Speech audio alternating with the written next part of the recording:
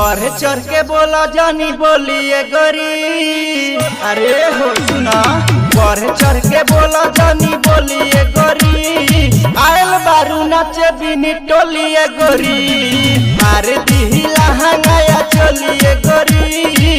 आयल बारू नाचे बिनी टोलिए गोरी।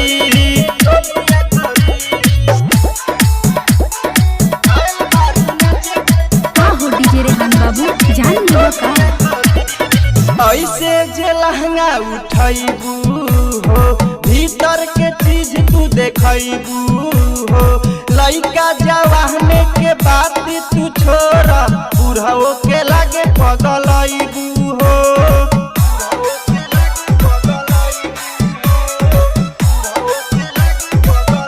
अरे रानी सुना, ऐसे जे लहंगा उठैबू हो, भीतर के चीज तू देखैबू हो। लइका जवाने के बात तू छोड़ा, बुढ़ाओ के लागे पगलैबू हो। सब करी मान जाला डोलिए गोरी। अरे हो, सब करी मान जाला डोलिए गोरी। आयल बारू नाचे बिनी टोलिए गोरी। अरे दी लहंगाया चोलिए गोरी। आयल बारू नाचे बिनी टोलिए गोरी।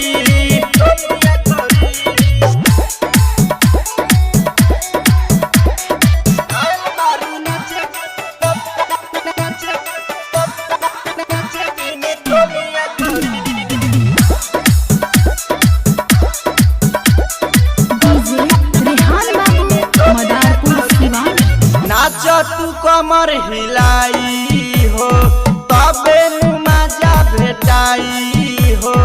कहे रोहित रामजीत सुन, नीतीश दीपानी छोराई हो।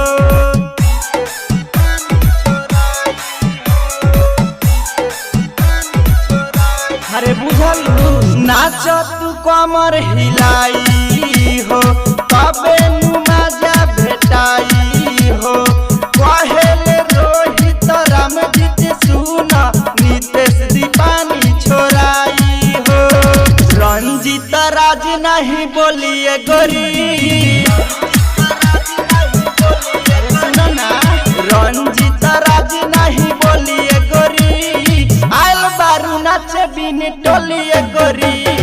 मार दी लहंगा